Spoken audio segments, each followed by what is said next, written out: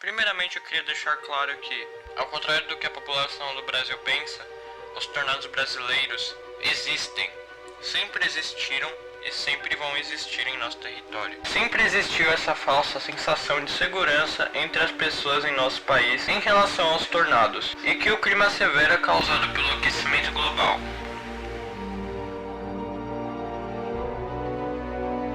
Porém, o clima severo e tornados no Brasil são fenômenos comuns e de origem completamente natural e não existem por causa do aquecimento global, com esse apenas aumentando sua intensidade e frequência. Nenhum lugar em território brasileiro está seguro de clima severo. Nossa!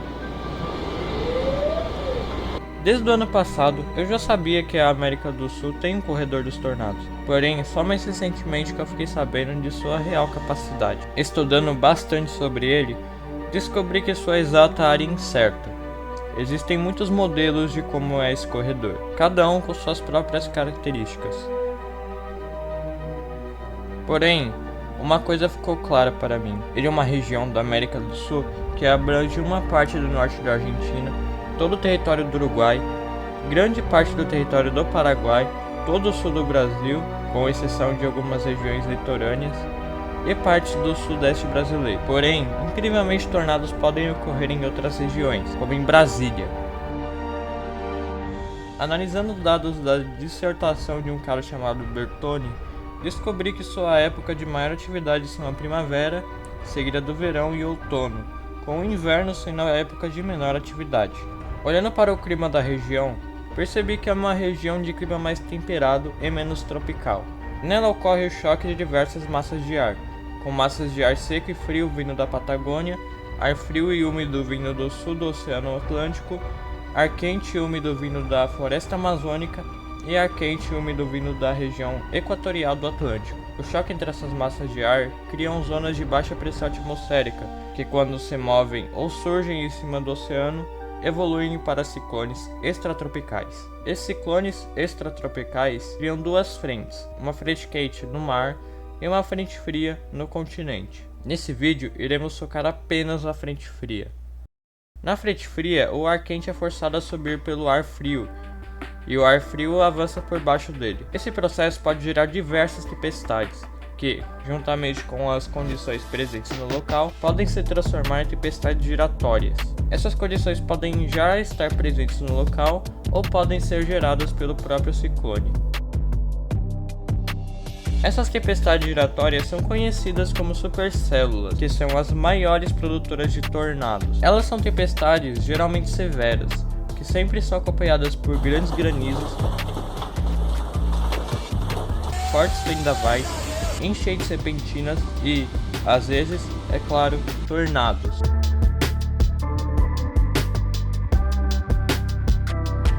Assim, cheguei à conclusão que a ocorrência desses sistemas atmosféricos estabelece a existência de um corredor dos tornados na América do Sul. Também descobri que sua área de maior atividade se localiza no norte da Argentina, onde, segundo um estudo da NASA publicado em 2006, é o lugar que habitam as tempestades mais severas de todo o planeta. Tá, mas Alex, quais são as regiões que tem mais tornados? Eu tô ficando com medo. Bom, isso nos leva ao próximo capítulo do vídeo. Mas antes, quem diabos é você?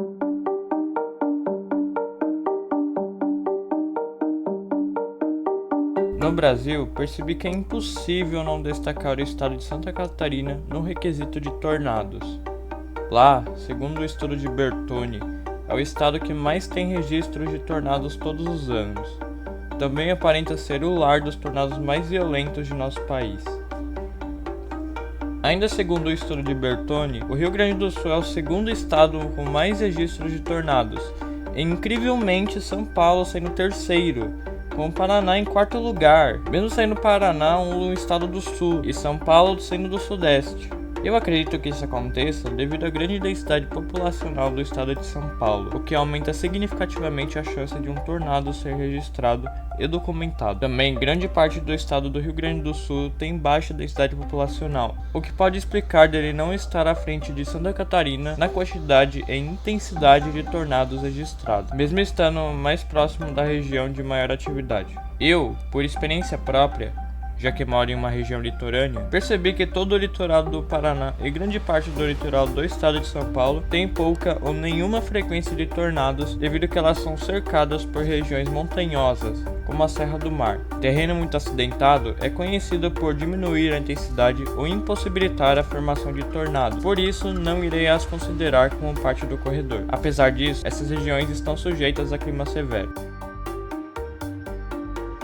Sobre as áreas de maior atividade de cada estado, podemos destacar, no estado de São Paulo, a região administrativa de Campinas e seus arredores. Nessa região foram registrados tornados como o tornado F3 de Itu, simplesmente o tornado mais mortal da história do país, matando 16 pessoas, e o tornado de Indaiatuba, o tornado que uma vez foi classificado oficialmente como F4, porém atualmente ele é mais aceito como F3 devido à popularização da classificação de Bertone em sua dissertação, que, por algum motivo, o classificou como F3. No Paraná e em Santa Catarina são suas partes oeste que têm maior atividade, regiões que aconteceram tornados como o tornado de Novas Laranjeiras, em 1997, e o tornado de Guaraciaba, ambos tornados altamente destrutivos e que suas classificações variam de F3 para F4, dependendo da fonte. No Rio Grande do Sul, grande parte dos registros se concentram no norte do estado, com o motivo principal disso sendo muito provavelmente a densidade populacional maior nessa área. Agora, vamos dar uma olhada mais a fundo nos tornados mais violentos que já foram registrados em nosso país.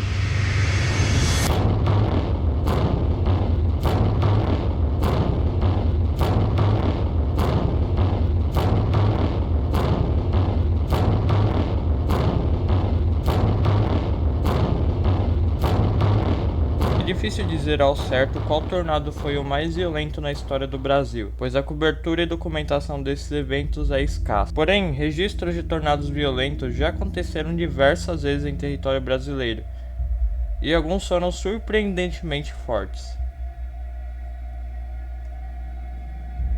Dentre os tornados mais violentos já registrados no Brasil, podemos começar falando sobre o tornado de Indaiatuba, ocorrido em 2005. Já foi classificado como F4, que será a classificação utilizada neste vídeo. Ele tocou o solo por volta das 3 horas da tarde do dia 24 de 5 de 2005, a norte da Estrada da Concórdia. Começou uma trajetória diferente do normal em tornados aqui no Brasil, indo para norte, sendo que normalmente os tornados se movem para sudeste. Ele continuou seguindo essa estranha trajetória, passando por uma grande região de vegetação e ter intensidade de F1. Ele chega em uma zona de indústria e começa a se intensificar, assim passando a ser F2. Nesse momento, o tornado destrói completamente galpões e indústrias, também derrubando 18 vagões de um trem e jogando a traseira de uma caminhonete em cima de um telhado. Ele passa pela SP-075, enquanto continua a pegar intensidade. A partir desse ponto, uma câmera flagra sua passagem, onde ele acaba pegando intensidade de F3. Seus fortes ventos derrubam a cerca de um ginásio e arrancam telhas de casas próximas.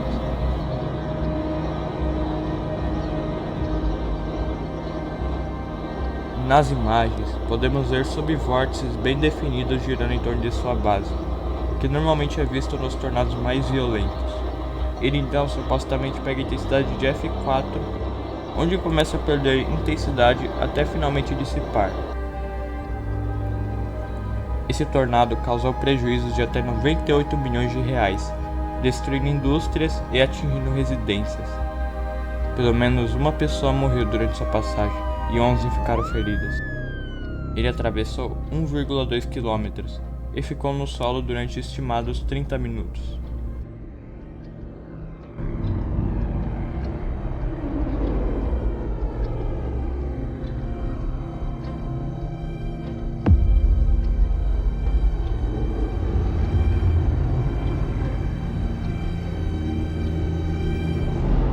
No dia 19 de 10 de 2015, na cidade de Marechal Cândido Rondon, Paraná, moradores relatam um grande mormaço na cidade, o que indica altas temperaturas e grande presença de umidade na atmosfera local. Uma frente fria avançava pelo Rio Grande do Sul e Santa Catarina, causando a formação de fortes temporais que já produziam alguns tornados. Entre as 3 e 4 horas da tarde, uma tempestade de caráter isolado surge próximo à cidade, e rapidamente começou a ganhar intensidade.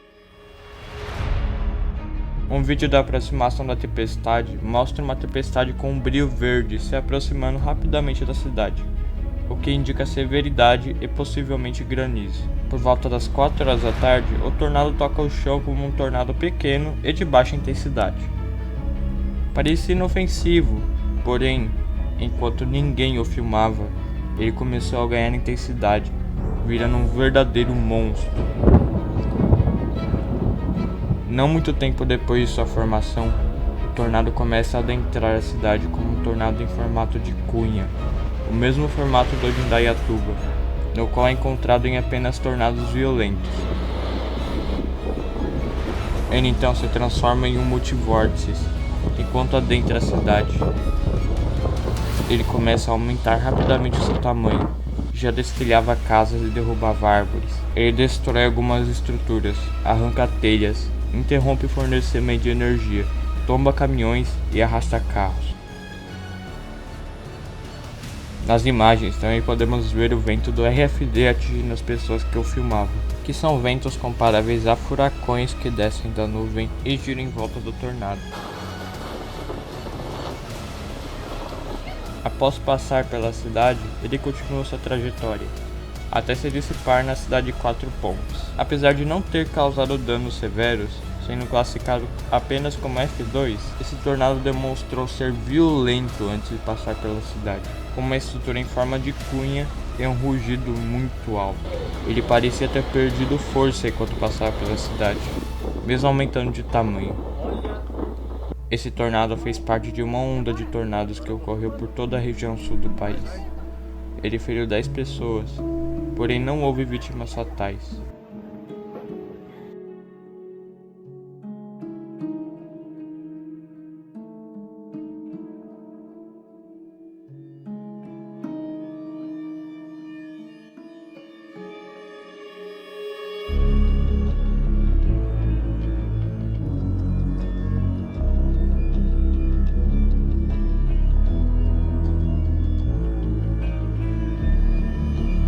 Um tornado impossível de destacar foi o tornado de Guaraciaba, ocorrido na primavera de 2009, em Santa Catarina. No feriado do dia 7/9 de 2009, uma forte frente fria se deslocava no norte da Argentina, Rio Grande do Sul. Essa frente fria provocava diversos temporais, no qual, supostamente, já produziam tornados no Rio Grande do Sul. Com a chegada da noite, uma supercélula extremamente organizada e volátil para tornados violentos, próxima à frente fria, veio a produzir um verdadeiro monstro na região de Misiones, um extremo e enorme tornado com aproximadamente incríveis 1 quilômetro de diâmetro, destruiu completamente uma pequena cidade chamada São Pedro. Infelizmente, não temos imagens do tornado, porém, podemos ver que ele destruiu tudo. Não deixou nada para trás, arrancou completamente casas e suas fundações, retirou metade das árvores de si próprias. Provavelmente foi o maior tornado já produzido em todo o corredor, foi classificado como F4. Às estimadas 9 horas da noite, provavelmente a mesma supercélula do tornado de São Pedro veio a produzir outro tornado após cruzar a fronteira entre Argentina e Brasil. Este foi o tornado de Guaraciaba. Ele atingiu a cidade e a simplesmente destruiu. Não temos imagens desse tornado, porém, imagens do dano mostram que esse tornado foi de grande intensidade, igualmente intensa, se não intensidade superior ao tornado F4 de São Pedro. Podemos ver que até grama foi arrancada do chão em alguns pontos. Mesmo assim, foi classificado oficialmente como F3.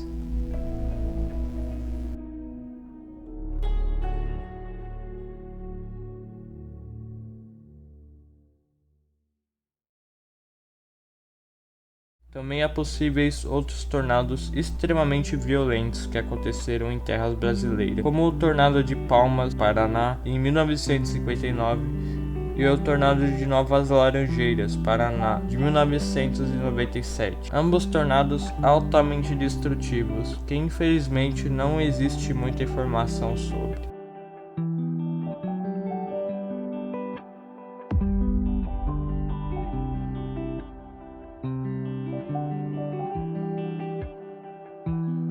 Os Estados Unidos sempre dão mais atenção para os tornados de uma tempestade quando eles surgem, mesmo sendo uma região relativamente pequena da tempestade. Eles fazem isso, e acho que o Brasil também deveria fazer, por causa do potencial altamente destrutivo desses fenômenos. O prejuízo que eles podem causar muitas vezes chegam a centenas de milhares a até dezenas de milhões de reais, podendo também ocasionar em muitos feridos ou até mortos, dependendo da região em que ele atinge e a sua intensidade. Alertas de tornados são importantes para minimizar o impacto desses fenômenos, prevenindo mortes e danos. Áreas de possível ocorrência de tornados também devem ser alertadas ao público, pois a população pode servir para confirmar a ocorrência desses fenômenos, assim melhorando a eficiência e precisão dos alertas. Todo celular, TV e rádio-música que estiver no caminho de uma tempestade giratória deve ser notificado com um alerta de emergência sobre a possível ocorrência de um tornado. Deve-se também alertar sobre tempestades severas. Alertas de tempestades severas e tornados são cruciais para prevenir maiores tragédias. Sem eles, a população fica completamente desavisada e é pega de surpresa por esses fenômenos. Muitas mortes causadas por tempestades e tornados poderiam ter sido evitadas com a implementação desse recurso. Porém, o Brasil tem a falta dessa ferramenta, não por falta de recursos para ter, mas sim por falta de interesse em ter. Porém, nada impede de nós termos essa ferramenta, de ter melhores radares meteorológicos e sistemas de alerta. Assim, a região brasileira do corredor dos tornados ficará mais segura em relação a esses fenômenos. Porém, tudo isso depende de uma única coisa, que é nós mesmos.